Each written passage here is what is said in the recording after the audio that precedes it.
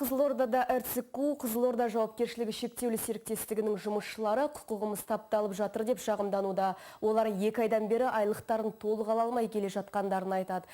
Зейнетақы қорына да тиісті қаражаттары аударылмапты. Еңбек шарттарының өрескел бұзылуынан зардап шеккен жандармен осы өңірдегі тілшіміз сұхбаттасып қайтқан еді. Бүгінде РЦК Қызылорда серіктестігінің жұмысшылары уақытылы айлықтарын ала алмай жүр. Табиғи газ пайдаланушыларға техникалық қызмет көрсететін мамандар еңбек заңнамаларының қатаң бұзылып жатқанын айтады. Біздің міндетімізге кірмейтін жұмысты жүктейді. Сенбі, жексенбі күндері де демалмаймыз дейді олар. Ең соңғы 2 айда біз айлық беріп жатқан жоқ. Кредит бар.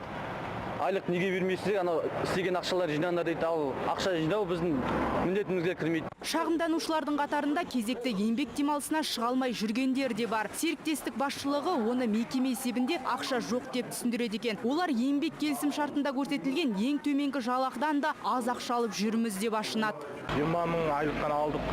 Негізі 100 мыңнан жоғары алуымыз керек қазір. 2 ай, 3 ай кетіп баратыр, айлығымызды ала алмай жүрік.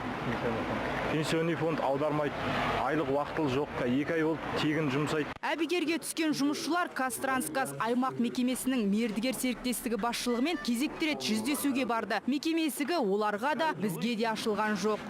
Директор кіргізбеймін тұр ма? Неге? Интервьюдің ашылмасын да? Сағыныш Назар, Айнұр Төлешова, Қайрат Мырзабай, Қазақ Ньюс, Қызылорда.